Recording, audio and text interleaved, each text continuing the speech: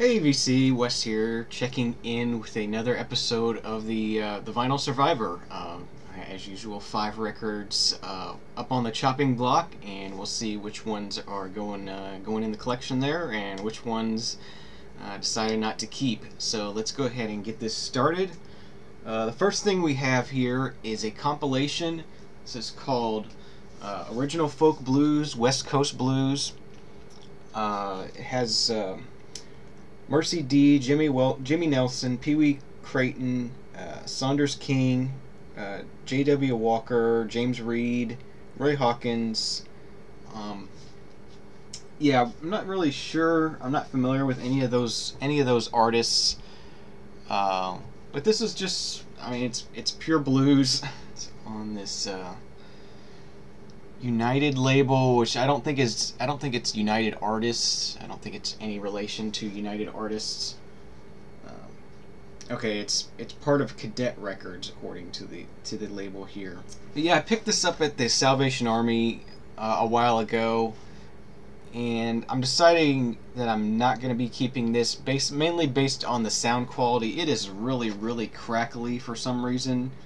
And the vinyl looks really clean. There's no major scratches or anything on here that would make it sound that way. I don't know if they did that on purpose or something, or if this is sort of direct from '78. So it doesn't have that '78 sound. So I don't really know why this is so crackly. But yeah, the jacket is as you see, this jacket's not doing so good there, and like I said, the vinyl doesn't sound good either. And the music was just ho-hum, so I don't see any reason to keep this. I enjoyed getting to hear it once and getting to experience it, but beyond that, I don't need this anymore. So that one didn't make it in the collection. Alrighty, the second album we have up today is Robert Plant, Shaken and Stirred. This is from 1985. It's his third solo album. It has the hit "Little by Little" on it, which I for some reason I didn't put two and two together and realize that was Robert Plant that did that song. It sounds so nothing like Led Zeppelin at all that it's just I just didn't make the connection at all, even though it's obvious once you hear his voice and everything. But yeah, just really, definitely very 80s sound to this.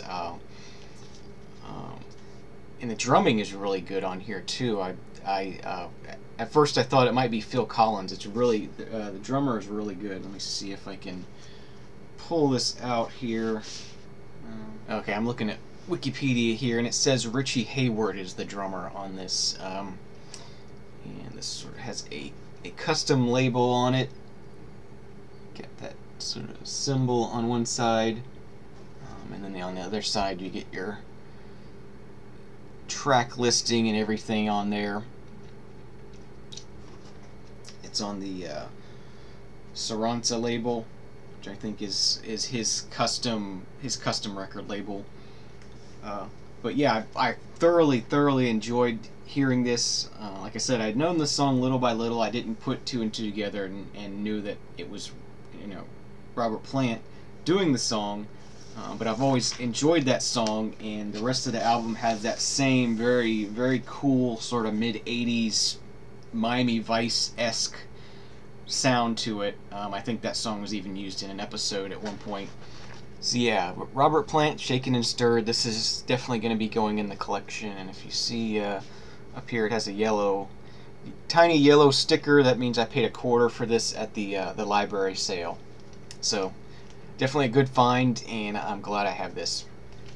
Alright, next up we have a comedy album here. This is Bob Newhart, The Button Down Mind Strikes Back.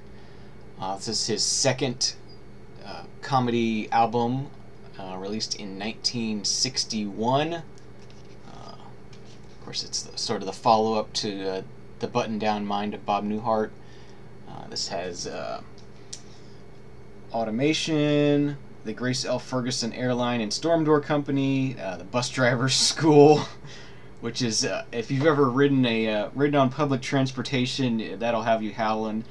Retirement Party, An Infinite Number of Monkeys, and Ledge Psychology. Just great comedy here, classic stuff. I definitely love Newhart's stand-up comedy, and wasn't really a fan of the show or anything, but this is good stuff. And this is on the gray Warner Brothers label. So that's Bob Newhart, The Button-Down Mind Strikes Back. That one's going in the collection as well. I hope to find an upgrade copy to this at some point. This one, jacket's a little rough on it, but it's a decent copy for now. It plays through well. Okay, next up we have Lionel Richie, Can't Slow Down. Second solo album, released in 1983. This has the hits on it, Hello and All Night Long. For some reason, when I was a kid, I was obsessed with the song Hello. Every time I heard it, or occasionally catch the video at somebody's house who had MTV or whatever, I don't know, I just was obsessed with that song, and just, I don't know, I really enjoyed it.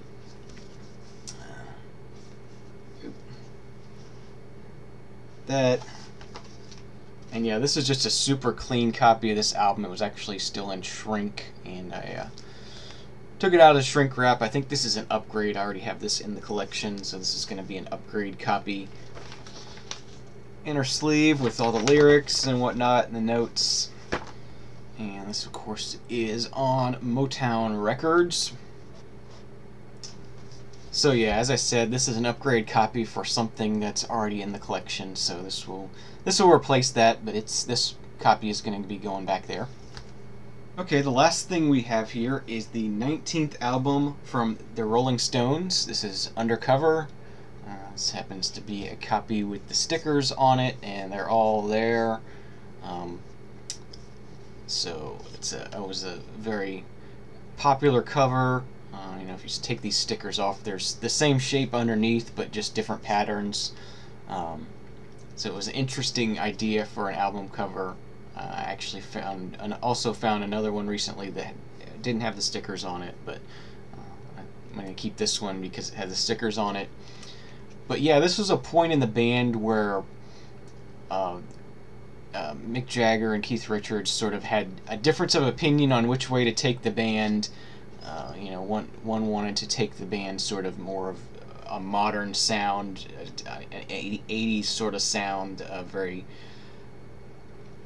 very modern sound, you know, changed a little bit with the times, and you know, the other wanted to stick with sort of the blues rock thing that they had been doing all along. So there was a lot of tension. There's a lot of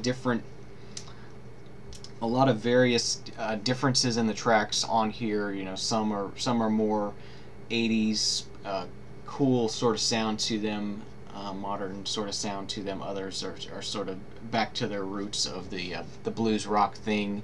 There's also a little bit of a reggae influence on here.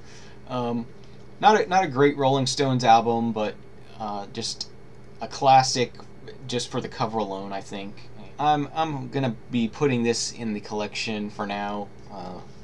Not totally attached to it.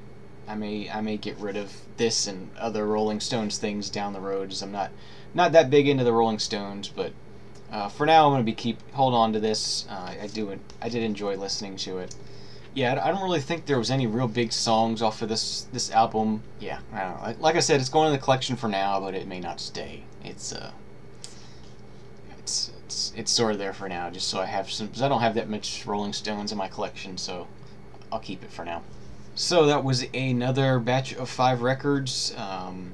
Nothing too interesting. 4 of them are going in the collection, and 1 is not. Got some really bad ones coming up real soon here in the next couple episodes, so look forward to that, I guess, and we'll see you again real soon. Cheers.